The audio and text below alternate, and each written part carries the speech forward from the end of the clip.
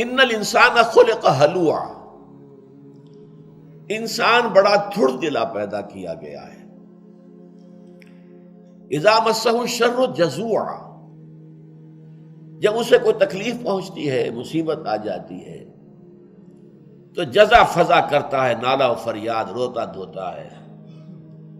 وَإِذَا مَسَّهُ الْخَيْرُ مَنُوعًا، اور جب وہ خیر مل جاتا ہے تو اسے روک کر رکھتا ہے کہ کسی اور تک اس کا کوئی فیض نہ پہنچ جائے، اسے جھٹ پٹ اپنی تجوری کے اندر بند کرنے کی کوشش کرتا ہے.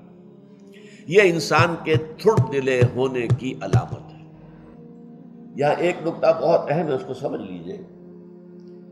یہ ظاہری تضاد ہے قرآن کا، اگر آپ اسے حل نہ کر سکیں تو تضاد ہے. ایک طرف قرآن کہتا ہے لقد خلقنا الانسان فی احسن تقویم، ہم نے انسان کو بہترین حساب سے پیدا کیا. اللہ فرماتا ہے خلقتہ بیدی، میں نے اپنے دونوں ہاتھوں سے پیدا کیا.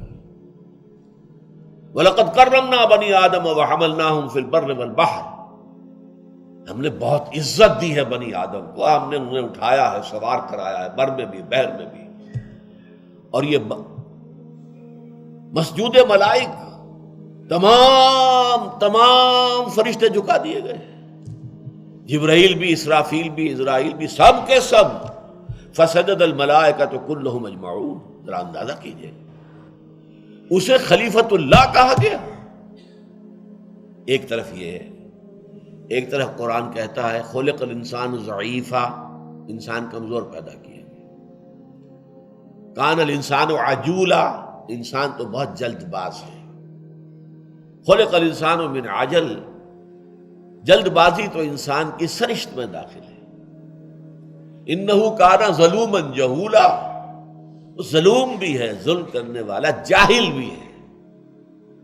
یہاں کہا ہلوعا، بہت کم ہمت، تھڑ دلا، دل کا کچھ بھی کمزور، کہ اگر ذرا تکلیف آئی تو جزا فضا ہے، نالا فغاں، شور مچا دیا ہے، فریاد کر رہا ہے. اور کوئی مال مل گیا، کوئی دولت مل گئی، کوئی شے مل گئی تو سید کر رکھتا ہے، مبادا اس کا فیض کسی اور کو بھی پہنچ جائے. تضاد ہے یا نہیں؟ How to resolve it? یہ جو انسان کا مرکب وجود ہے، اس روحانی وجود کے اعتبار سے خلقنا الانسان من احسن تقویم، روحانی وجود کے اعتبار سے وہ خلیفۃ اللہ فی الارض، اس روحانی وجود کی وجہ سے وہ مسجود ملائک بنا. فَإِذَا سَوَّيْتُهُ وَنَفَخْتُ فِيهِ مِن رُوحِي فَقَعُوا لَهُ سَاجِدِينَ، جب میں اس کی تخلیق مکمل کر دوں اور اس میں اپنی روح میں سے پھونک دوں تو گر پڑنا اس کے سامنے سجدے میں. یہ ہے وہ پہلو، اونچا ہے، بہت اونچا ہے. اور یہ جو انسان کا حیوانی پہلو ہے، جو خاک سے آیا ہے، مٹی سے آیا ہے، اس کی سرشت میں جلد بازی ہے. خلق الانسان من عجل، عجولہ ہے، یہ ضعیف ہے. یہ خلق الانسان ضعیفا ظلوما جہولا ہلوعا، یہ ہے انسان کا حیوانی وجود. اس کے اعتبار سے وہ نیچلوں میں سب سے نیچے ہے. اب ظاہر بات ہے کہ انسان کے اندر یہ وجود جب دونوں جمع ہو گئے تو اب دو ہی باتیں ہوں گی، یا حیوانی وجود غالب آ جائے گا روحانی وجود پر تو انسان حیوان بن جائے گا، بلکہ حیوان سے بھی کم تر.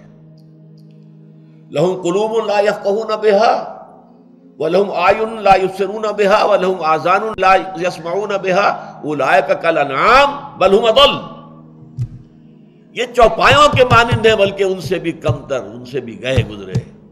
لیکن چوپائے تو پیدا اسی سطح پر کیے گئے تھے، اس پر وہ برقرار ہیں.